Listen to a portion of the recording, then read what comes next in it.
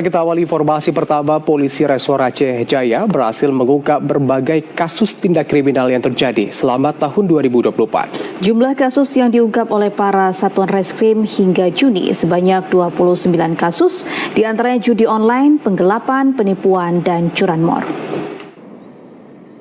Memasuki bulan Juli tahun 2024, Satuan Reskrim Polres Aceh Jaya berhasil melakukan pengungkapan sejumlah kasus tindak kriminal di wilayah hukumnya.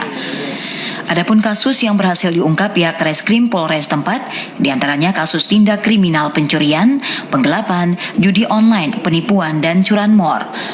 Proses pengungkapan yang dilakukan oleh tim Satreskrim setelah mendapatkan laporan masyarakat tentang adanya tindakan kriminal di lingkungan masyarakat yang sudah sangat meresahkan.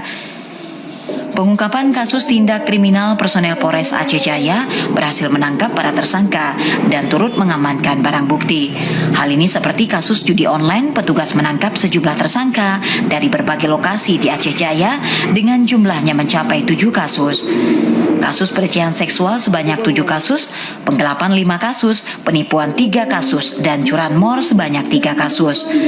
Untuk saat ini semua tersangka bersama barang bukti telah diamankan pihak kepolisian untuk penyelidikan lebih lanjut. Kapolres Aceh Jaya AKBP Andi Sumarta mengatakan pengungkapan berbagai kasus di wilayah hukum Polres Aceh Jaya tidak terlepas dari kerjasama semua pihak dalam pemberantasan berbagai tindakan kriminal yang meresahkan masyarakat. Menurutnya hingga Juni 2024, jumlah kasus kriminal yang diungkap oleh Satuan Reskrim sebanyak 29 kasus dari berbagai tindakan pelanggaran hukum, dan terakhir pengungkapan kasus penipuan yang mengatasnamakan anggota kepolisian terhadap para warga di Aceh Jaya.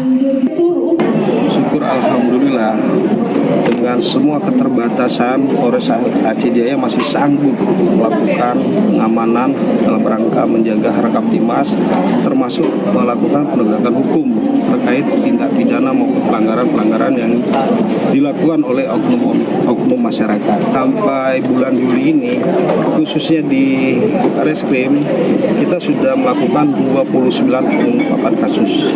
Di antaranya kita sudah melakukan 7 LP terkait dengan judi online, kemudian ada kasus